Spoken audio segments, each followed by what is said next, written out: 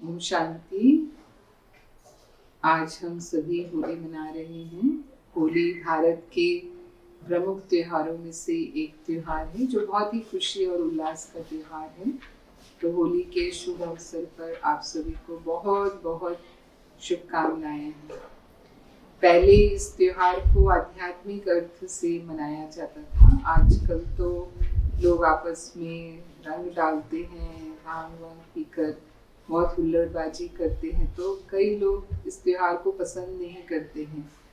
लेकिन जो आध्यात्मिक अर्थ है इस त्योहार का, जैसे होली जलाते हैं एक दिन पहले, इससे जो हमारा भारतवर्ष के कैलेंडर का वर्ष है उसका अंतिम मास फागुन मास की पूर्णिमा को ये मनाया जाता है। तो ये प्रतीक है वर्ष के अंत में अगर हम इसे मना रहे हैं और जला रहे हैं तो इसका मतलब है कि जो बीते हुए वर्ष में जो कुछ भी बुरा घटा है या कोई भी दुख की बातें हैं उन्हें हमें समाप्त कर देना है, उन्हें हम जला देना है और नए वर्ष का हम हर्षोल्लास से स्वागत करें। ऐसे तो हमारे शास्त्रों में कथा आती है प्रहलाद की कि होलिका दहन जो है उसका संबंध प्रहलाद से है, क्योंकि उनके पिता हिरण्यकश्यप जो है वो उनको पसंद नहीं करते थे, क्योंकि वो विष्णु के भक्त थे और अपने राज्य में कोई भी विष्णु की भक्ति करे ये उनके लिए असहनीय था। तो भले ही वो उनका बेटा था लेकिन वो उसको खत्म करना चाहते थे। तो उनकी जो बहन थी होलिका, राक्षसी थी वो, और उसको ये वरदान था कि उसे अग्नि में जलाया नहीं जा सकता है। तो एक युक्ति उन्होंने रची कि वो प्रहलाद को गोदी में लेकर के और बैठेगी और उसका पूरा लकड़ियों से फिर ढक के और उसको जला दिया जाएगा। तो देखा गया कि वो होलिका तो जल गई लेकिन प्रहलाद बच गए, क्योंकि प्रहलाद विष्णु जी के परम भक्त थे, तो उनको कुछ भी नहीं बिगड़ा और वो होलिका समाप्त हो गई। तो जो बुराई का प्रतीक है यानी वो जल गई और जो परमात्मा के संग में था उसकी रक्षा हो गई।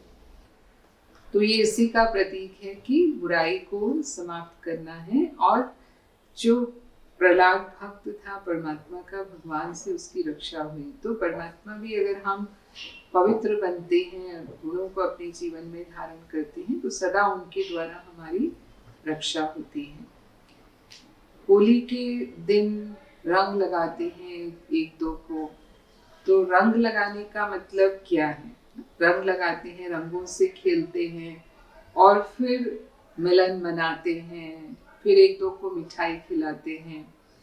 तो ये रंग लगाना कोई स्थूल रंग की बात नहीं, क्योंकि स्थूल रंगों से तो जैसे कहा बहुत लोग चिढ़ते हैं, उनके कपड़े खराब होते हैं, किन्हीं किन्हीं की तो चमड़ी भी पर भी वो पक्का रंग लग जाता है, उसको निकालना भी इतना मुश्किल होता है। तो ये जो रंग है वो वास्तव में ज्ञान का रंग है। जैसे ज्ञान को हम कई नामों से कहते हैं, ज्ञान अमृत कहते हैं, ज्ञान अंजन कहते हैं।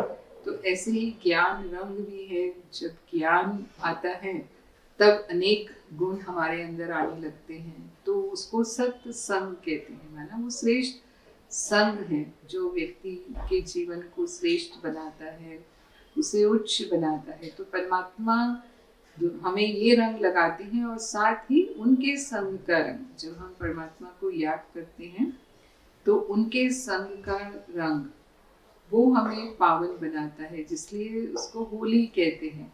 होली माना आत्मा भगवान की होली बन गई, उसकी बन गई तो वो उसके रंग में रंग जाती है।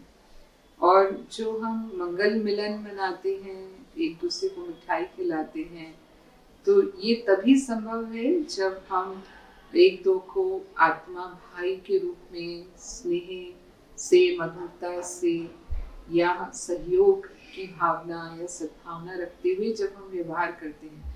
अगर मन में किसी के प्रति ईर्ष्या, द्वेष, घृणा है तो वो मंगल मिलन नहीं हो सकता है। और इसीलिए कई बार होली में देखने में आता है कि लोग होली की आड़ में अपना वैर निकालते हैं या जो उनको अपना बदला लेना होता है वो लेते हैं, तो उसको हम मंगल मिलन नहीं कह सकते। तो सही अर्थों में मंगल मिलन तभी होता है जब आत्मा को वो ज्ञान का रंग लग जाता है, वो सद्गुणों से भरपूर हो जाती है। तो इन अर्थों में अगर हम होली को मनाते हैं तब हम कहेंगे कि सही में हमने इस त्योहार को मनाया और उस त्योहार से हमें प्रेरणा मिली, हम अपने जीवन में आगे बढ़ रहे हैं। तो एक बार फिर से आप सभी को होली की बहुत बहुत बधाई है। ओम शांति।